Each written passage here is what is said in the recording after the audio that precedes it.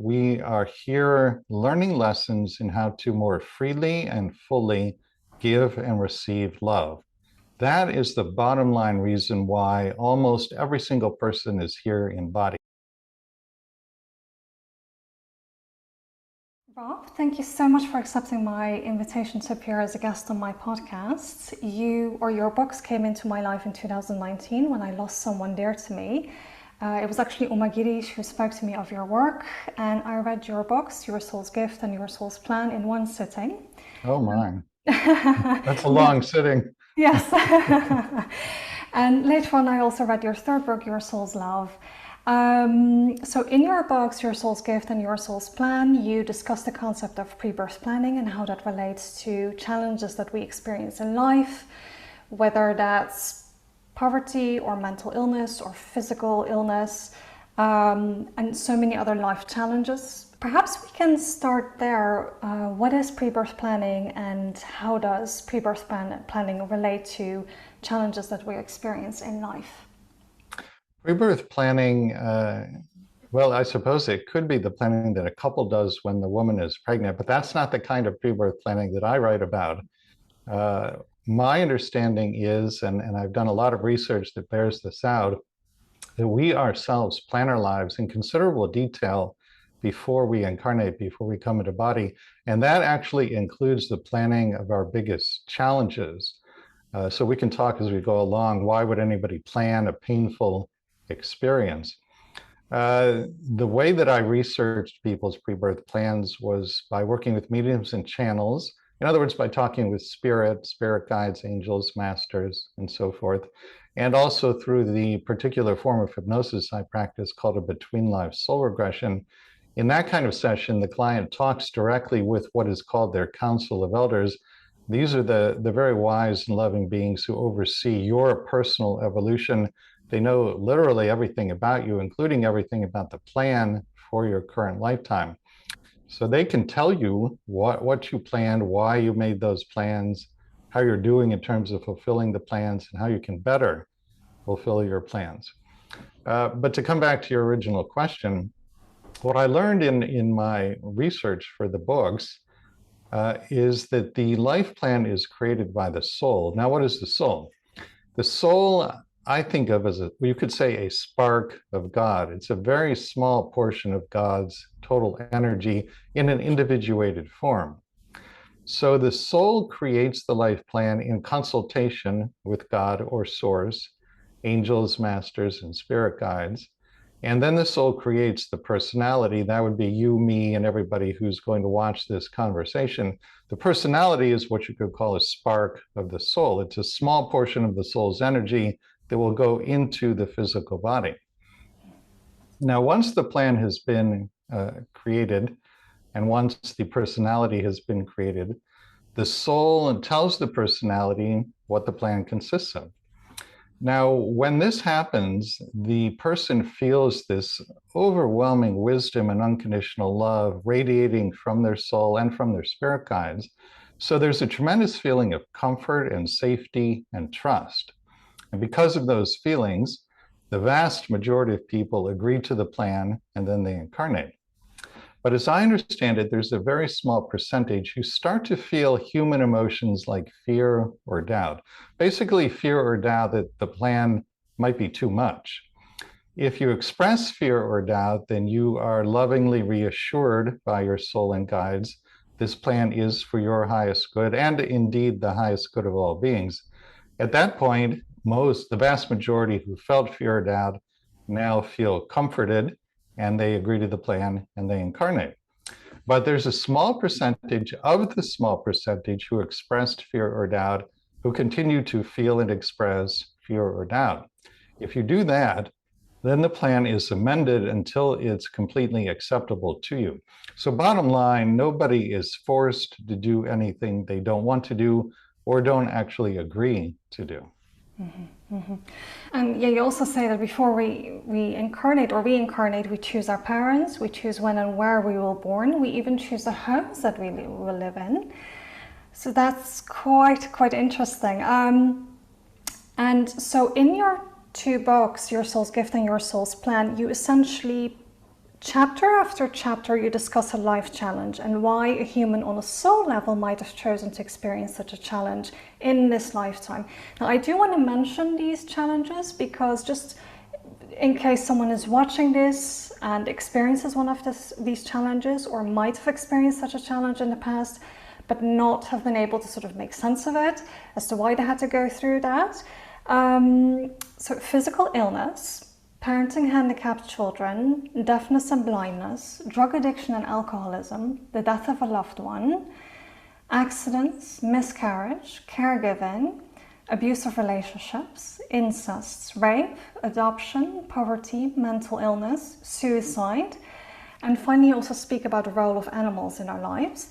Now, you do point out in your book that in some cases, some of these life challenges, such as in the case of rape, this can also be the result of free will decisions after people, but made by people after they are born. Now, we need several hours to go through each life challenge and discuss the reasons why we might have chosen on a soul level to experience that in this lifetime. You devoted 2 books to it. But are there perhaps any overarching reasons why we might choose such difficult and heartbreaking experiences? And also, could you perhaps share some examples of people who have really gained profound insights of healing or healing through understanding their pre-birth plan? I'd be happy to. So there are 5 main reasons why we plan big challenges for ourselves before we're born. And I'll just quickly rattle these off. They are balancing and releasing karma, healing, which means healing unhealed energies carried forward from past lives, service to others, experiencing contrast, which means basically experiencing what we might call not love. And then the 5th reason is healing or clearing false beliefs or false feelings about oneself. Those are usually also carried forward from past lives. Now, we can go into any of the 5 in as much detail as you want, but the one thing I want to point out right up front, if you take these 5 motivations for planning life challenges before birth and distill them down, all 5 have a common denominator.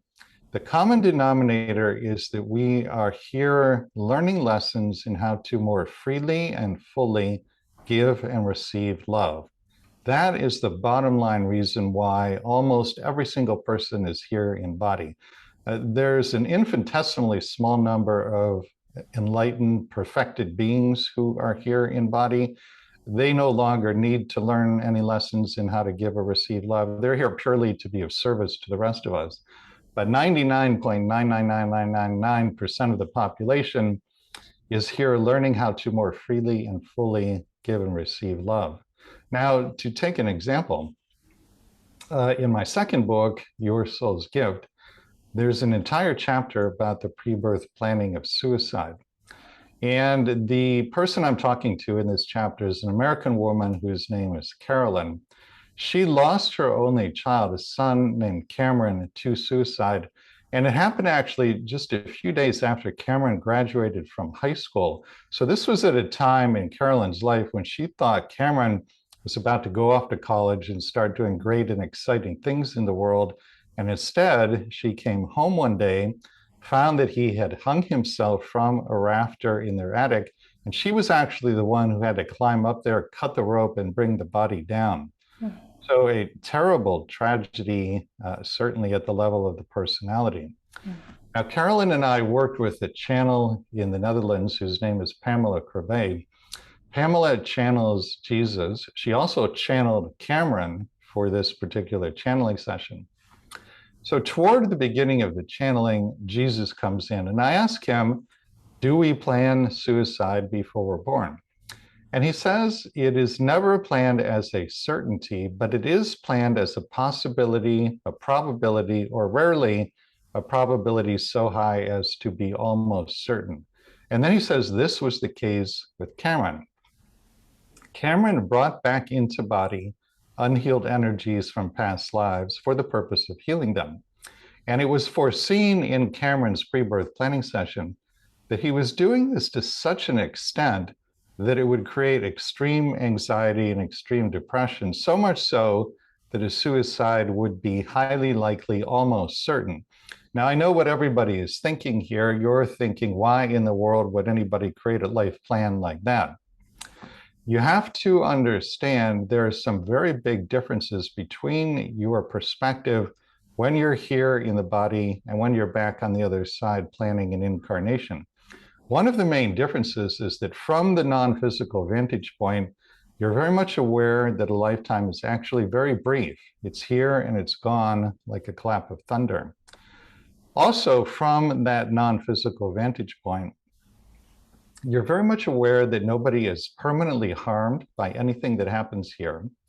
And you're also very much aware that the wisdom that comes out of a lifetime becomes part of you, part of your soul, literally for all eternity. So from that perspective, that a lifetime is actually very brief, nobody is permanently harmed by anything that happens here, and yet the wisdom becomes part of you literally for all eternity. From that perspective, it actually does make sense that some souls, not all, but some, would plan very great challenges the way that Cameron did. Now, the most important thing I want to share with people from the suicide chapter, and if you are someone who has lost somebody you love to suicide, what I'm about to say could possibly change your life. When I was writing this book, and in particular, when I was writing the suicide chapter, I came across a lovely book by an American woman named Irene Kendig. It's called Conversations with Jerry and Other People I Thought Were Dead, which I think is a brilliant title. Anyway, what Irene does in this book is that she talks through a medium with her friend Jerry and a number of other people she thought were dead. And in one of her conversations with Jerry, the subject of suicide comes up. Irene shares with him through the medium the following true story. It's a very simple story about a brother and sister named Dan and Denise. Dan and Denise made plans to meet for dinner one night. Then, shortly before they were going to meet for dinner, Denise called her brother Dan and canceled. Then, during the time at which they would have been at dinner, Dan suicided. He took his life. So now Denise blames herself for her brother's death. She believes that if she just hadn't canceled their dinner plans, her brother Dan would still be alive. So Irene shares that story through the medium with her friend Jerry, who's back on the other side. And Jerry's response is really quite extraordinary. What he tells Irene is that even if Denise had followed through and had dinner with her brother Dan, Dan would still have been willing to would have needed to be willing to create an opening for anybody to have made a difference. And what Jerry tells Irene is that if Dan or any suicidal person has the slightest openness or willingness to change their mind, Spirit knows and Spirit stages some kind of intervention. The intervention could be almost anything. A bird flies by and distracts the person so they don't go through with it. Somebody walks by and smiles at the person, they feel a little bit better, they don't go through with it. It could be almost anything. But if there's the slightest openness or willingness to change the mind, Spirit knows and Spirit intervenes. What that in turn means is that since Dan took his life, there was literally no openness or willingness to change his mind, which means there was literally nothing Denise could have done to prevent Dan's suicide. So I took this story into the channeling session with Jesus. I shared it with him, just as I've shared it with all of you right now. And then I said to him, this story makes it sound as though every suicide that could have been prevented was prevented. Is that true? Because if it is, this would do wonders to relieve the guilt and self-blame people feel at not preventing a suicide. And Jesus responds, quote, every suicide preventable by outside forces was indeed prevented. I'll say it again. Every suicide preventable by outside forces was indeed prevented. So what this means is that if you lost somebody you loved to suicide, there was literally nothing you could have done to prevent it. So for those of you who have lost someone to suicide, I would invite you now, take any guilt or self-blame you may feel set it down, and step away from it. That's what your loved one wants for you. And again, there was literally nothing you could have done. And for those of you who know somebody who has lost somebody they love to suicide, please share this information with them, because this can really be life-changing. In the English edition of Your Soul's Gift, it's pages 410 to 411. I suppose this is what we all experience when we lose a loved one, whether it's to suicide or any other cause, is that there are two aspects to that grief that we experience. One is actually regret. Is there something we could have done to prevent it? And another one is missing their physical presence. And I suppose missing their physical presence, there's not much that we can do. That longing will remain. That's part of the existential pain inherent in life. Now, what you can do to mitigate the pain to some degree is foster your connection with the non-physical person. That person is still alive, they're just in non-physical form now. And there are many ways that you can enhance your ability to perceive them. There are all sorts of courses you can find online that will teach you to do that. Or just teach yourself. Go into meditation, let your mind go quiet, set an intention to connect with the person, and then just relax, let go of all thoughts, all worries, all anxieties, all planning. As thoughts come up, keep letting them go. And just be open to contact in many different possible forms. Everybody wants their deceased loved one to manifest right before their eyes in the room. That can happen, but it's pretty rare. Short of that, they want to hear the person speaking to them in their mind. That does happen, but it's also relatively rare. But there are other forms of communication and contact that are much, much more common. One is you just get this warm, loving sensation in your heart chakra, which is an energy center in the middle of the chest. The logical mind doesn't know what to make of that, and it dismisses it. Oh, I'm just making it up. It's just the body. It doesn't mean anything. That isn't true. That's your loved one responding to you through feeling. Feelings are the language of the soul. And be open to many other modes of perception and contact as well. Color, sound, even though it might not be a voice speaking to you, other kinds of sensations in the body. Think of it this way. Let's say you're standing in front of a big bonfire and you put on a blindfold so you can't see the fire anymore. If you're totally focused on the absence of visual perception of the fire, you might not notice the warmth of the fire against your skin. You might not hear the crackling of the wood as it burns. You might not notice the smell of the smoke as it drifts in front of your nose. There are all these other modes of knowing that there's a fire in front of you, but because you're focused totally and only on the absence of visual input, you can easily miss all these other things. That, I think, happens a lot in regard to contacting loved ones on the other side. Mm-hmm. Yes. And it's also through actually sessions with you that people can connect with loved ones, isn't it? In sort of a hypnosis session. That happens frequently, and it's called a between-lives-soul-regression. It starts off with some preliminary steps to help people relax physically and then mentally. Then I guide people into a past life. It's almost always a past life that had a big impact on the plan for the current lifetime, or is in some way thematically related to the current lifetime. The person experiences several different scenes in the past life, the last of which is the death scene. They leave the body in the death scene and cross back over to the other side, which I know sounds a bit ominous, but there's actually nothing to it. It's very safe, easy, and gentle. When you get back to the other side, most likely you'll be greeted by a spirit guide. The guide will tell you why you were shown that past life and what's important to know about it. And then the guide will take you to your council of elders, who again are the beings who oversee your personal evolution. Mm-hmm. Once you're in front of your council, that's potentially a life-changing experience, because you can ask literally any question on any subject, and if it's for your highest good, the council will give you an answer. One of the things you can ask the council to do is bring in any deceased loved ones you would like to talk to. And that's both people and pets. Very often people will have former pets come in and they'll talk to and reunite lovingly with their pets. So this can really change a person's life.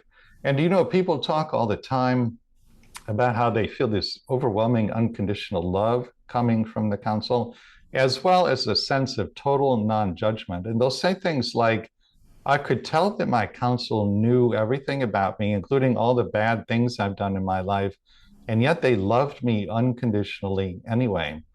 And you know, for the average person, that's often their first experience of true unconditional love since coming into body. So it's really a homecoming of sorts, because that's what the other side is, that it's a place of complete unconditional love for all. Yes, yes. Do you have to be an old soul or have an exceptionally strong sixth sense to be able to really benefit from between life soul regression or past life soul regression, or can anyone really benefit from it? Anyone can benefit. Now, the sort of people who are drawn to it, who resonate with it, tend to be either mature or old souls. And that's probably true for this podcast as well. Your audience primarily, I would think, is going to be mature and old souls. An infant soul or a young soul would hear about this idea of pre-birth planning or this idea of a between-lives soul regression and most likely think that that's ridiculous, and they would quickly forget about it and go on to something that they think is much more interesting. Now, I will say, going into trance in any kind of regression, people get better with practice. So if you've done it one or two times before, that increases your chances of going into trance. You can also increase the likelihood of going into trance by meditating regularly in the days and weeks leading up to the session. And I actually give everybody who purchases a regression with me a 20-minute recording of a guided meditation I created. And I tell them, listen to this a number of times, practice relaxing to the sound of my voice. Now, not everybody does that, but the people who do it, they greatly increase their chance of going into trance and getting to their counsel. Yes. So there are certain challenges that we choose as individuals to go through in this life, but then there are also certain challenges that groups of souls or a group of souls sign up for to go through in this lifetime. And you do discuss this in your work. And just to use as an example, last February there was an earthquake with a magnitude of 7.8 that struck in the east of Turkey, and that night and the days that followed, close to 50,000 people died, and around 160,000, if I'm not wrong, buildings collapsed, and these were clearly buildings that were not built up to code. And so people lost their loved ones in the most brutal way, if not under the weight of rubble, then due to hypothermia, because rescue teams were late to arrive. Why would a group of souls before reincarnating choose to lose their lives in this way, in a natural disaster or a man-made disaster? So I haven't specifically researched that earthquake, but as you know, I have some information about the tsunami. And I know you've heard it before, but I'll share that since I'm knowledgeable about that. So people will recall that a number of years ago, a huge tsunami hit Southeast Asia. There were about 100,000 people who were killed in that. I asked about that in the channeling sessions for one of my books. And what I was told is that those 100,000 souls got together before any of them were born. And they said, essentially, we would like the earth to be at a certain vibration, a certain frequency by a certain point in linear time. And if it looks as though the earth is not going to get there, then we agree to give our lives in a large-scale natural disaster, because we know that the result of that disaster will be this worldwide outpouring of love and compassion that will elevate the frequency of the entire planet. Well, that's exactly what happened. You had all the governments of the world temporarily put aside their differences in order to cooperate to funnel aid into Southeast Asia. That worldwide massive outpouring of love and compassion raised the vibration of the entire planet. So those 100,000 souls accomplished exactly what they intended to accomplish.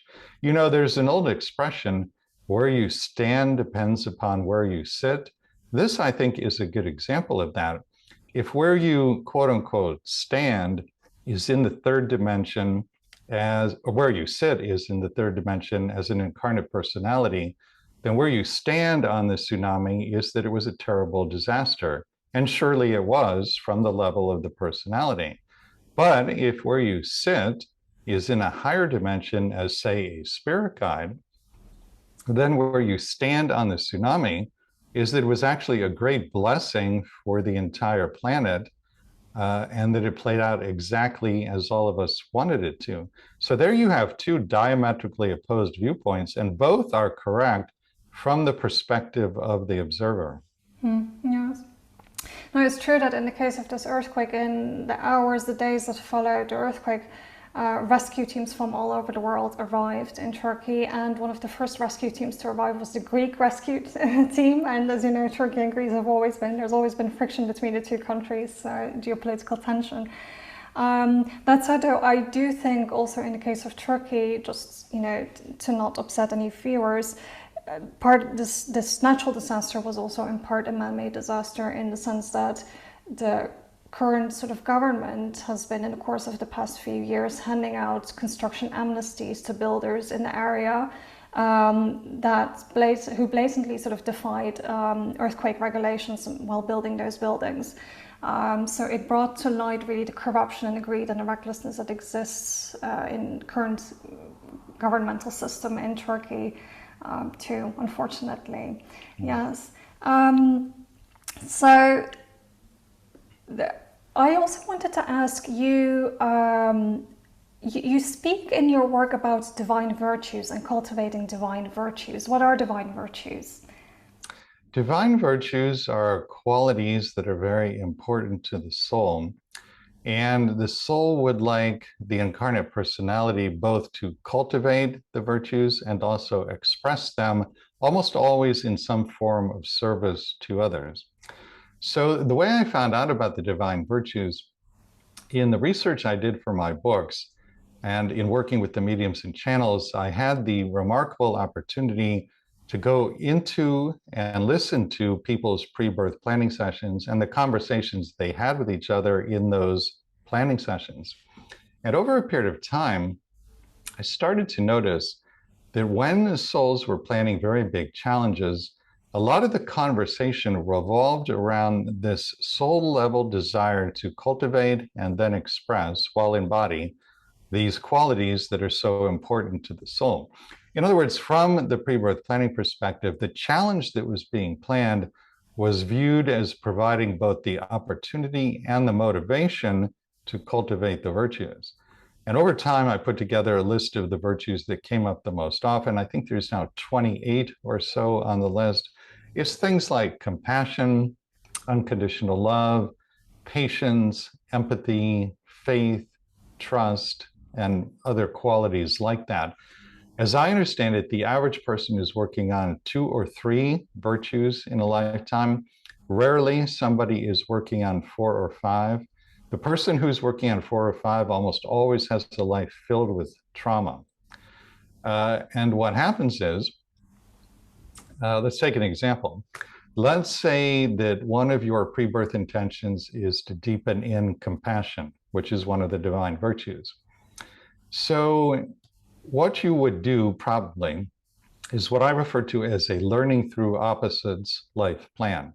You plan initially to experience the exact opposite of the virtue you want to cultivate. So what you might do is plan to incarnate in a nuclear family that will be abusive, that will treat you with a profound lack of compassion.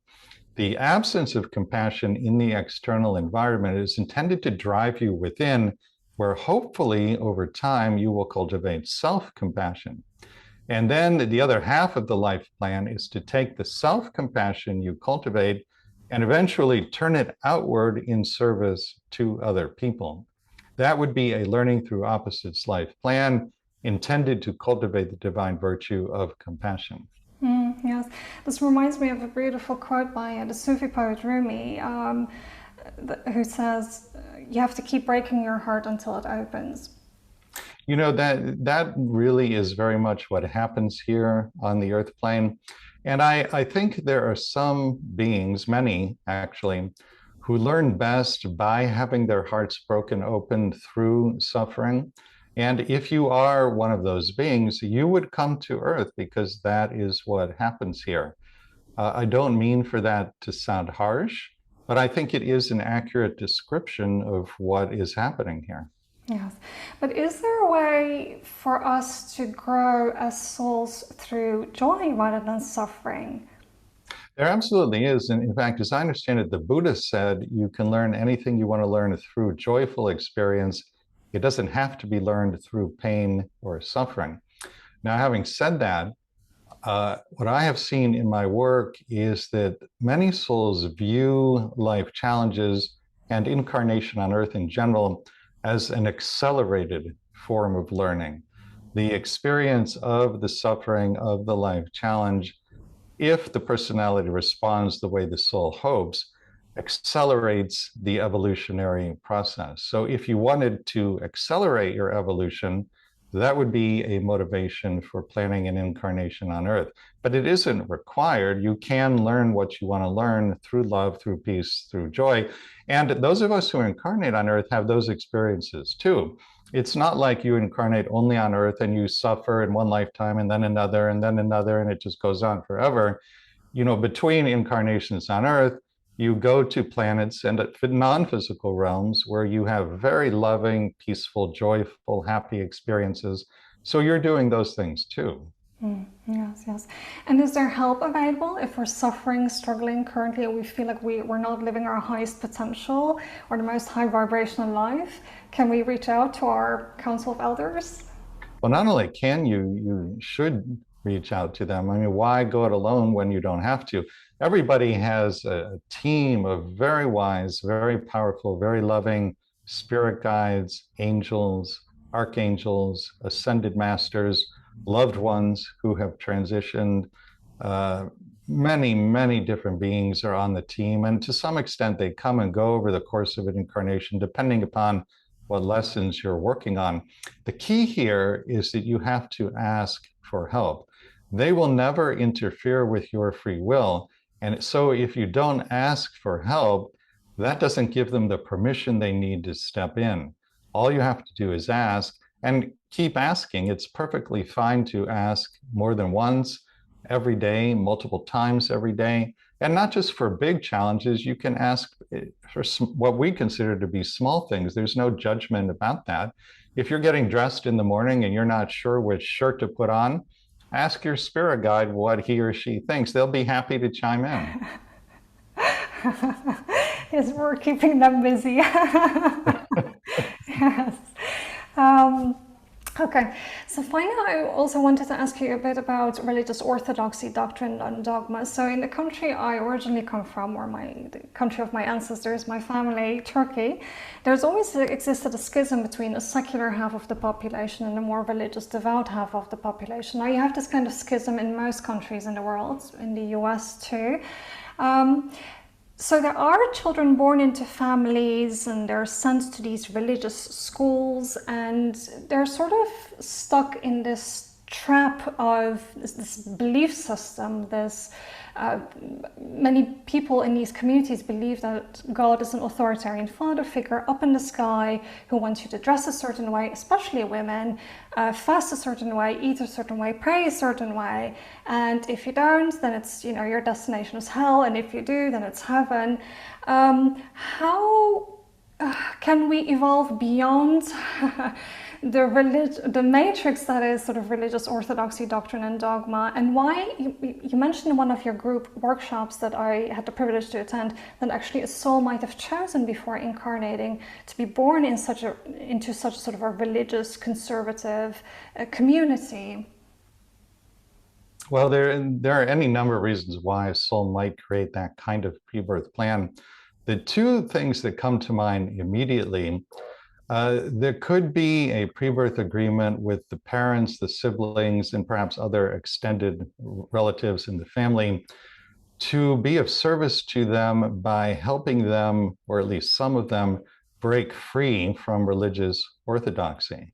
In other words, your father or your cousin or your sister might come to you before any of you are born and say, I'm planning to be born in this highly religious family for this reason and that reason, but I'm concerned that I'm going to get stuck in that orthodoxy for an entire lifetime, and I don't want that to happen. I'm going to need some help breaking free of that. Would you help me to do that? And so you might agree to be born into that family to be of service to that person. The other thing that is going on there, one of the divine virtues is something called self-referencing. Self-referencing means you come to see yourself as the highest and best source of wisdom and knowledge for you. You come to see yourself as the highest and best source of wisdom and knowledge for you. Now, many people will spend their entire lives doing what others tell them they should do. They will do what their parents tell them is right. They will do what their teachers tell them is right. They will do what their government and their society tell them is right. And they don't ask the question, what do I believe or feel is right? Or if they do ask the question, then will follow up on whatever answer comes to them. If a soul plans prior to birth to work on the divine virtue of self-referencing and become more self-referencing, you're going to need, again, this learning through opposites contrast. It's the contrast that provides the opportunity and the motivation to cultivate the virtue. So you could very easily cultivate a great deal of self-referencing by being born into a highly religious family and coming internally through your own knowing and your guidance to the realization that this belief system just doesn't resonate as truth to you. It's not a judgment that it's wrong for others. It's just a knowing that this is not right for you. It's not who you as a soul are.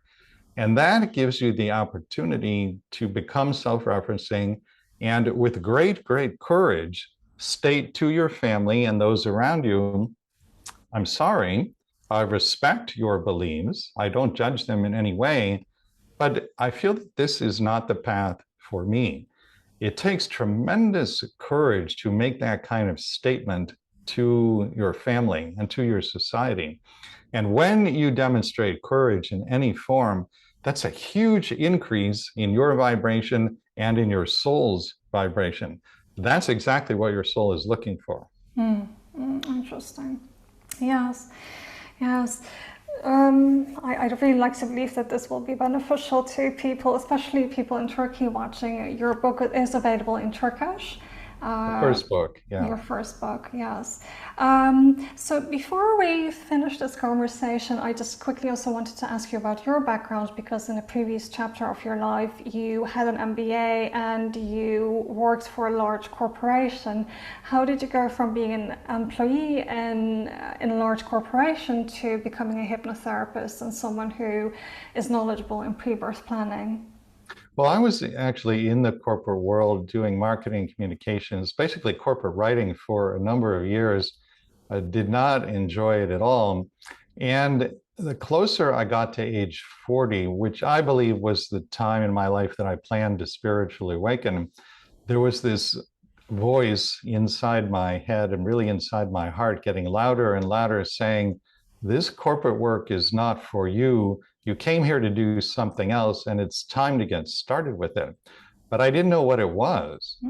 And then really spirit intervened. I was open to the intervention, so that allowed them to do it. And in 2003, three things happened that were very important, all within a short time of each other. I had my first session ever with the medium. She channeled my guides, and they told me about this idea of pre-birth planning.